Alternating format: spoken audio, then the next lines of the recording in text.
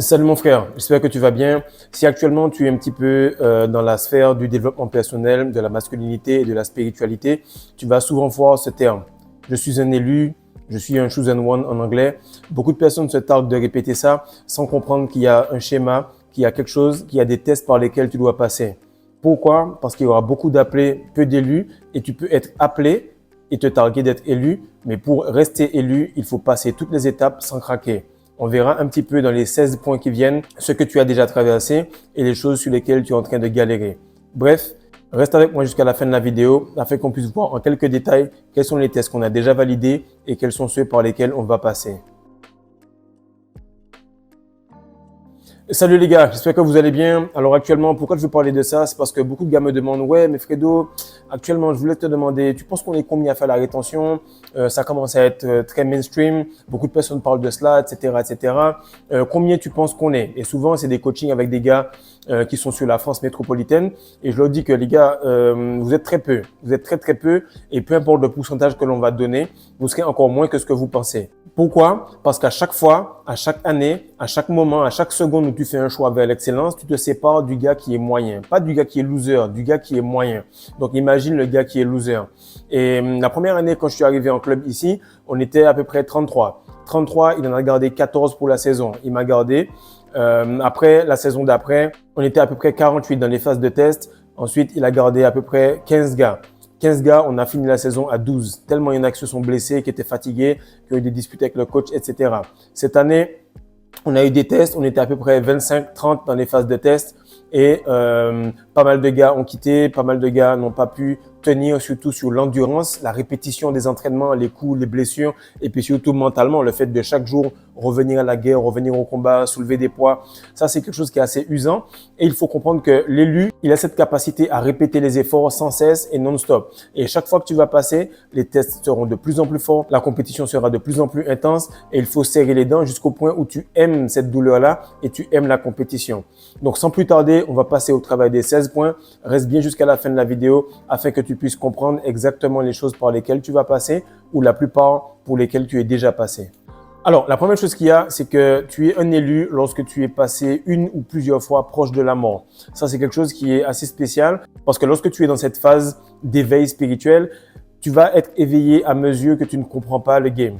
On va te dire, voilà, il faudrait que tu manges mieux. Tu comprends pas. On va te donner une petite maladie. Tu comprends pas. Ensuite, tu vas aller quasiment à l'hôpital et le médecin va te dire, monsieur, si vous mangez encore une fois de cet aliment, vous mourrez. Du coup, tu fais attention et tu règles cela. Et ce qui arrive, c'est que il va avoir cette faculté à passer par cela et à se dire, wow, c'est chaud, il faut que j'arrête. Mais ça va surtout lui donner un goût différent. Saisir les opportunités de manière beaucoup plus intense. Pour ma part, vous le savez, j'ai fait une embolie l'année dernière. J'ai fait une embolie il y a 4 ans de cela et je prenais ça tellement à la cool que lorsque j'ai fait l'embolie au Canada, je suis parti, j'ai même pas pris les traitements. C'est voir un petit peu comment le gars il est fou. J'ai même pas pris les traitements, j'ai continué, j'ai fait 2 années de basket professionnel. La troisième où j'ai arrêté, ou plutôt j'ai rétrogradé parce que je m'entraînais plus avec l'équipe mais tout seul, la fluidité du sang n'était plus là. C'est redevenu un petit peu plus épais. Et ce que je vais t'expliquer, c'est que Dieu sait que tu es tellement fou dans ta tête qu'il te fait passer par des tests extrêmes. Parce que n'importe quel gars banal aurait pris son traitement, aurait été sérieux et n'aurait pas fait le con comme cela. Mais qu'est-ce qui se passe? C'est qu'il va te faire passer par plusieurs tests. Et ça me rappelle un peu le type de recrutement que font les San Antonio Spurs. Comment ils font? C'est qu'ils vont toujours choisir pour trouver des pépites. Ok, les pépites, c'est du Kawhi Leonard, du Tony Parker, Manu Ginobili, Tim Duncan. Ce sont des stars, mais qui ont une façon de faire différente des autres. Ce sont des stars qui, je trouve, ressemblent un petit peu au genre de personnes qu'on est ici. Ce sont des stars qui vont faire la passe, qui seront très fortes, mais qui n'auront pas cette arrogance. Ils auront une forme d'aura normale. Tu sais qu'ils sont forts, mais ce ne sont pas les superstars compliquées américaines. Et souvent, ils expliquent, surtout Greg Popovich, il explique qu'il choisit les gars de la manière suivante. Il va choisir un gars qui a eu une enfance difficile ou qui a été élevé par un parent seul et il va voir que c'est le type de joueur qui est beaucoup plus engagé envers le sport. Pourquoi? Parce qu'il voit ce sport-là comme étant sa seule façon de s'en sortir. Il va mettre plus d'intensité dans chacune des répétitions. Et c'est exactement la même chose pour les élus. Vous allez passer par beaucoup plus de difficultés, mais lorsque vous allez sortir de cela, vous allez prendre les choses au sérieux, ce qui va vous amener à progresser beaucoup plus vite pour un nombre de répétitions qui est peut-être moindre que les autres. La deuxième chose, c'est que tu as une personnalité qui est indéniable. Les gens peuvent pas te dire que tu es comme les autres. La personnalité va forger ton destin. Et il faut vraiment avoir beaucoup de personnalité pour être un élu. Pourquoi? Parce que vous avez un leadership qui est différent des autres, pas un leadership habituel. Vous avez un leadership qui est empreint d'une forme de spiritualité, qui est beaucoup plus profond, qui va aller beaucoup plus intensément. À l'école, au sport, à l'église, à la mosquée, peu importe, n'importe quelle personne pouvait dire que, OK, celui-là, il est sérieux, mais il a un peu de folie dans son côté sérieux. C'est-à-dire que c'est ça qui le rend freak. Tu sais, quand tu es au basket, par exemple, tu t'entraînes normalement. Quand tu es un freak, c'est lorsque tu t'entraînes peut-être 2-3 heures tous les jours, que tu soulèves lourd et que tu fais ça parce que tu as plaisir à avoir mal, pas que tu le fais pour progresser. C'est là que tu commences à devenir un freak. Lorsque tu commences à avoir une grosse détente, pouvoir shooter du milieu de terrain sans sauter, plein de trucs de ce genre, c'est parce que tu commences à bosser à la limite de l'humain. Le troisième point, il est assez spécial et c'est réel. Si tu l'as, dis-moi en commentaire, c'est que tu as tendance à avoir des humeurs qui sont changeantes et surtout de manière profonde. Par exemple, pendant les fêtes, tu es toujours triste. Moi, j'ai toujours trouvé la chanson du joyeux anniversaire extrêmement triste. Je m'attendais à ce pas qu'il y ait un démon qui sorte quelque part. Pourquoi? Parce que c'est une chanson qui est assez bizarre, comme si tu chantes ça, et tu l'entends dans les films, c'est tout le temps un moment où il y a quelque chose de bizarre qui arrive, où c'est souvent des souvenirs qui sont un peu glauques, un peu tristes. Et j'ai jamais aimé ça. À Noël, jour de l'an, j'ai trouvé toujours ça très ennuyant. Par contre, un jour comme aujourd'hui, il fait super beau, plein avril, je suis super heureux parce que je me sens bien. Et ce qui arrive, c'est que tu ressens les choses. Et là, je fais des recherches et je remarque que chaque date de chaque année est liée à une entité différente. C'est à ce point-là que tu es sensible et que tu comprends que les changements d'humeur que tu as ne vont pas avec l'humeur de la matrice. On n'est pas joyeux parce qu'on m'a dit d'être joyeux. Je suis joyeux lorsque je sens que je me sens bien. Le quatrième point, c'est réel. C'est lorsque tu es tout simplement habitué à porter un fardeau. Tu es habitué à tirer des gens. Pourquoi? Parce que tu sais que pour toi, tu aurais eu la facilité à gérer cette vie-là, tu aurais eu la facilité à avancer, mais tu sais qu'en réalité, ce que tu fais là, la rétention, la muscu, tout ce que tu fais n'est pas pour toi, c'est pour les autres. Et en réalité, lorsque tu commences à progresser, à bosser, tu veux tout le temps motiver les gens. Et l'élu, en fait, c'est le leader qui sait que le chemin est faisable, il sait que le chemin est praticable, mais pas pour les autres. Donc, il le fait de manière à porter son poids de manière tellement cool que ça puisse motiver les autres.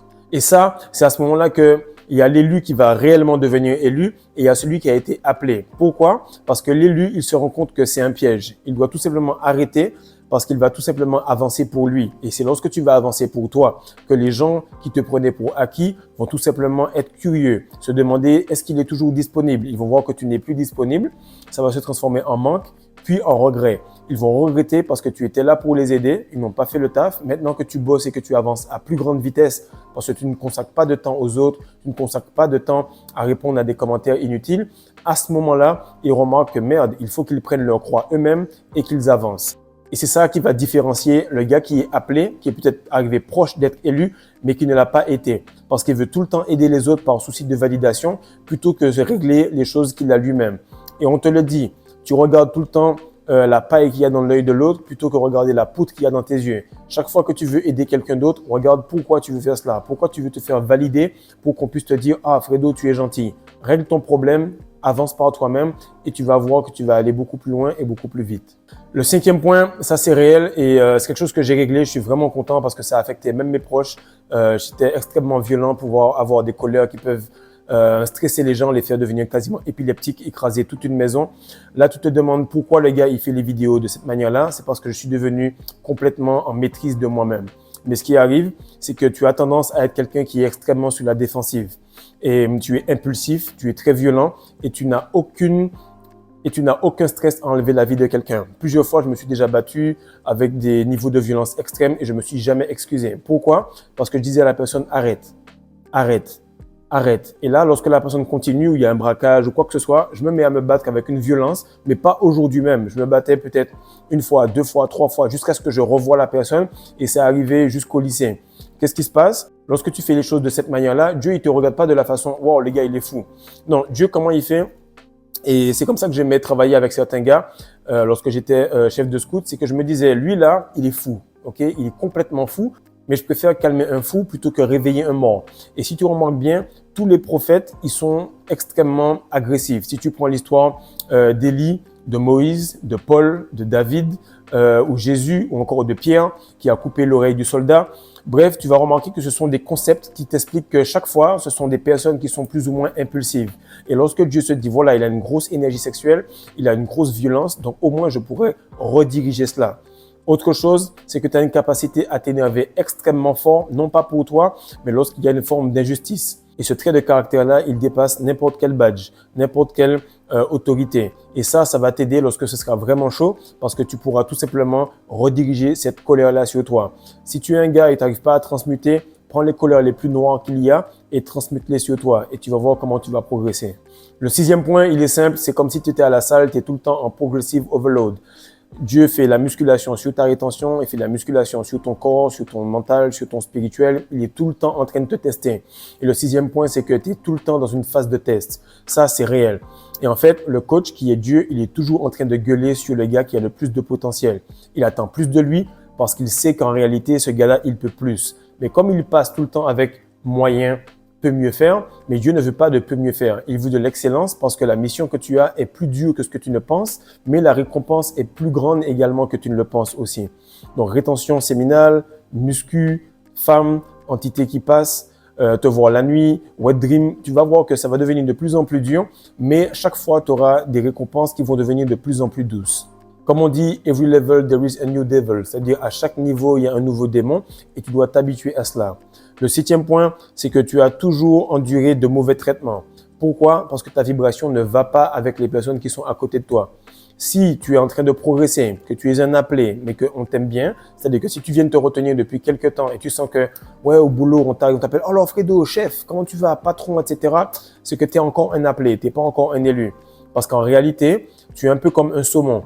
Le saumon, il sort de la mer et il remonte doucement la rivière. Et lorsqu'il remonte, il fait quoi? Il va retourner à la source, il va retourner à son origine pour savoir exactement qui il est. Et toute personne qui ne va pas vers la source, toute personne qui est bloquée sur religion, mauvaise nutrition, validation des autres par les choses externes, bref, par pas mal de choses de la matrice, automatiquement, elle va être fâchée contre toi parce que tu retournes à l'origine que tu étais. Non pas ce corps physique, mais l'esprit qui règne en toi, l'esprit divin qui est à l'intérieur de toi-même. Et ce qui se passe, c'est qu'à ce moment-là, lorsque tu as des mauvais traitements, beaucoup d'appelés deviennent des philosophes et beaucoup d'élus deviennent des gens expérimentés. Les appelés, ce sont les personnes qui te disent « Ouais, ça m'est arrivé, hein, je sais, je connais ça, je connais ci, la rétention, c'est pas mal. » Ou bien « Ça m'est arrivé, je l'ai fait pendant 2-3 ans, mais je fais des cycles. » Ou bien sinon, ils connaissent beaucoup de livres, mais pas d'application. Et ce qui se passe, c'est à ce moment-là où le gars va devenir complètement expérimenté et pouvoir sortir de la matrice et expérimenter tout simplement cette capacité à ne faire qu'un avec la source. Et c'est là que tout se joue, dans le moment où ils vont craquer, où d'autres vont se dire « Allez, une fois de plus, j'essaye encore, une fois de plus, jusqu'à ce qu'ils s'en sortent complètement. » Le 8e point, c'est que tu as eu affaire à beaucoup de rejets. À chaque fois, tu arrivais quelque part, tu étais toujours seul, tu vas dans un pays, tu es complètement seul, tu comprends pas la langue, bref, tu remarques qu'à chaque fois, on te rejette. Et tu vois que beaucoup de personnes qui sont à côté de toi sont encensées alors que ces personnes-là n'ont rien. Pourquoi? Parce que lorsqu'il y a quelque chose à l'intérieur, c'est la valeur qu'il y a à l'intérieur qui gêne les gens. Lorsque c'est vide et qu'il n'y a rien, cette personne-là est comme un NPC, un avatar, et c'est là qu'on va l'encenser. Et tu dois remarquer, et tu dois surtout comprendre cette phrase-là, c'est que la réjection, c'est de la redirection. Donc lorsqu'on te rejette, c'est qu'il faut que tu puisses tout simplement bosser pour que tu puisses fitter sur quelque chose de plus grand. Parce que toi, tu veux peut-être quelque chose de cette taille-là, mais Dieu, il a quelque chose de beaucoup plus grand. Et il va tout simplement te dire, ce que tu as là, c'est ce que tu veux, mais comme tu veux ça et ça va te pousser à rester à ce niveau-là, je vais te forcer à ne pas être accepté ici pour que tu puisses bosser et aller au niveau supérieur. Et ça, c'est vraiment important. Il faut que tu puisses travailler parce que tu n'es pas encore le produit fini. Tu n'es pas encore assez pur, tu n'es pas encore assez dur, tu n'as pas encore assez travaillé pour être modelé. Du coup, on te remet dans le centre de formation pour que tu puisses passer au next step. Le 9e point, c'est quelque chose qui est réel. Non seulement tu grandis, mais tu sais que l'amitié, elle est fausse pour la plupart, mais en général, tu n'as jamais eu beaucoup d'amis. D'ailleurs, tu n'en as pas réellement. Tu en as peut-être par rapport aux activités. Et à chaque fois, je suis content de comment mes parents m'ont éduqué. C'est que je fais de la batterie, je fais du basket, je fais du surf, je fais du ping-pong. J'ai commencé la guitare, j'allais à l'église, mais j'avais le chef de scout, j'avais beaucoup de trucs. Il y avait des gars du quartier, il y avait des associations. Et ce qui arrive, c'est que ça m'a poussé tout simplement à ne pas avoir d'amis. J'avais des camarades de jeu, de telle activité, et je prenais chaque cercle Et personne ne se connaissait l'une envers l'autre, mais je prenais tout simplement le maximum de temps avec l'activité. Ça m'a permis de voyager, ça m'a permis de connecter, ça m'a permis de réseauter, mais jamais de ne m'attacher aux gens. Et ça, c'est quelque chose de très important. Pourquoi? Parce que lorsque tu as peu d'amis, c'est parce que tu es tellement sensible, tu ressens les faux mouvements, tu ressens les mensonges, tu ressens le fait que les personnes ne soient pas vraies. Et à ce moment-là, tu peux pas tout simplement être dupé. À ce moment-là, elles se disent, le gars, il sent que je suis faux et ça commence à devenir de plus en plus silencieux. Tu es de moins en moins invité ou tu es invité et tu ne vas pas. Et ce qui se passe, c'est que les gens autour de toi t'observent. Et j'étais avec 3 autres colocs. Il y a un moment, on cherchait des stages, on cherchait du boulot et tout. Et il y a un coloc, il m'a sorti un truc. Depuis ce jour-là, je me suis dit, OK, je check plus ces gars-là. Il m'a sorti, ouais, mais toi, à chaque fois, les trucs sont plus durs pour toi. Tu galères, mais à la fin, tu as des meilleures choses que nous. Donc, arrête de chialer. Je me suis dit, OK, ces 3-là, pardon, je vais plus check ces gars-là. Et effectivement, ce qui est arrivé, c'est que lorsque je suis revenu au pays, il y a un qui m'a dit, il va se marier. Je me suis dit, ben, je vais aller avec toi et tout. Il m'a dit, non, j'ai invité les gars, mais toi, peut-être ma femme ne veut pas, etc. C'est là que j'ai compris que non, les gens, ils t'observent de loin, mais ils ne t'aiment pas. Alors que sa femme, en ce moment, est en train de regarder mes stories à droite et à gauche. Et ce qu'il faut savoir, c'est que le plus tu es sérieux dans ton travail, le plus tu es authentique, le moins d'amis tu auras. Le 10e point, c'est que tu as tendance à être isolé. Tu as une phase où tu as de l'attraction. Après ça, tu as une forme de pression. Tu as l'impression que la semaine où tu bosses, il n'y a rien qui se passe. Bam! Ensuite, tu es isolé, tu es seul. Pourquoi? Parce qu'en fait, ça te prépare au niveau suivant. Et puis, on recommence. Attraction, ainsi de suite, ainsi de suite, ainsi de suite. Il faut savoir que plus l'isolation est grande, plus la préparation est bonne et plus l'élévation est grande. Donc, si tu vois que tu es complètement seul actuellement et que tu galères, tu as l'impression que c'est le moment de relapse parce que tu te sens seul, sache que le moment où tu craques, juste après, il y a une élévation et tu as tout simplement choisi d'être un appelé plutôt qu'un élu. Donc, retiens-toi un jour de plus et un jour de plus pour que ce soit un jour à la fois, mais une fois tous les jours et que tu puisses enfin passer au next step. Le 11e point, si ça t'arrive, mon frère, c'est que tu es vraiment un élu. Pas un appelé, mais un élu. C'est tout simplement que tu es trop sérieux à certains moments. Vraiment trop sérieux. Et étant donné que tu es impulsif, étant donné que tu es souvent passé proche de la mort, alors tout ce que tu fais compte. Tu es très sérieux, il n'y a pas de chichi, pas de blabla, tu as une éthique extrême, tu fais en sorte de travailler très dur, mais tu n'aimes pas rire pour rire, tu n'aimes pas rire à moitié. Lorsque tu fais une blague, c'est une grosse connerie, c'est vraiment un truc très fort. Et je me rappelle, je bossais avec mon leader en vente, et il disait ça aux gens. Il disait, Fredo, soit il est extrêmement con, ou soit il est très, très sérieux. Mais j'ai pas envie de parler des médias, des blagues à 2 balles, ou bien des trucs pas terribles. Et ce qui arrive, c'est que même pour la séduction, ça te joue des tours. Tu es peut-être bon en séduction, mais les femmes sentent que toi, t'es pas là pour jouer. C'est soit on va dans le lit, soit on parle pas du tout. Et ce qui se passe, c'est que pareil pour les potes, ils vont pas être en train de blaguer avec toi parce qu'ils se disent, lui là, on peut pas trop aller à la salle avec lui parce que si on y va, il y va pour se tuer, il y va pas pour s'entraîner. Et ça crée une divergence d'esprit. Mais en tout cas, tu prends les choses au sérieux, ça te rend extrêmement agressif sur ton travail et ça fait que peu de personnes viennent avec toi. Parce que lorsque tu blagues, ton humour, il est jusque-là. Lorsque tu travailles, ton travail, il est jusque-là. Lorsque tu fais un coaching avec quelqu'un, il est jusque-là. Et le niveau d'exigence que tu amènes dans la connerie ou dans le sérieux ne fit pas avec les gens. Parce que la matrice ne veut pas que tu sois trop bas, elle ne veut pas que tu sois trop haut. Elle veut juste que tu sois un peu moyen afin que tu puisses flotter et ne rien atteindre dans ta vie. Le 12e point, il est simple, c'est que tu as un grand sens du discernement. Okay? Tu es un peu comme un profiler, un gars qui passe des entrevues. À peine la personne, elle est passée, tu as senti si elle s'était vidée, si elle avait dit bonjour par hypocrisie, si elle l'a dit parce qu'elle stresse. Tu ressens un petit peu tout. Pourquoi? Parce que plus tu passes les étapes d'appeler, donc plus tu passes les chakras, plus la semence se raffine. En bas, là, c'est de la semence, mais ici, mon frère, c'est du miel. Le truc, il est tellement pur que tu ressens exactement chaque imperfection, chaque défaut des personnes qui sont autour de toi. Et ça, justement, ça va t'isoler. Ça va t'enlever tes amis, ça va t'enlever tes proches. Parce que lorsqu'ils rigolent et que tu sens que la mâchoire, elle est un peu serrée, lorsque tu leur annonces une bonne nouvelle et ils clignent des yeux parce qu'ils apprécient pas, ils regardent vers la gauche avant de mentir. Bref, tu deviens une sorte de machine qui fait que tu n'es plus en capacité de rester avec l'être humain moyen. Et plus tu passes des tests, et puis tu remarques que même les proches ne se sentent plus à l'aise avec toi parce que tu es trop sensible. Et lorsque tu as un grand sens du discernement, même entre élus, tu ne peux pas passer beaucoup de temps avec quelqu'un. Il y a des potes, je discute avec eux, les gars ils travaillent dur, ils font les choses correctement, ils sont en rétention depuis longtemps. Mais si l'appel, l'interaction dure trop longtemps, il faut que tu retournes dans ta solitude parce que tu entends vraiment tout. Tu entends tout spirituellement, physiquement, mentalement. Et ça fait que tu es tout le temps aigri lorsque tu entends trop de bruit réellement devant toi. Le 13e point, c'est que tu es une personne de principe, ok? Tu es une personne de principe sur l'éthique, sur le côté spirituel. Tu es extrêmement précis là-dessus. Et ça t'a sauvé beaucoup de fois. Pourquoi? Parce que tu as une réputation envers toi-même.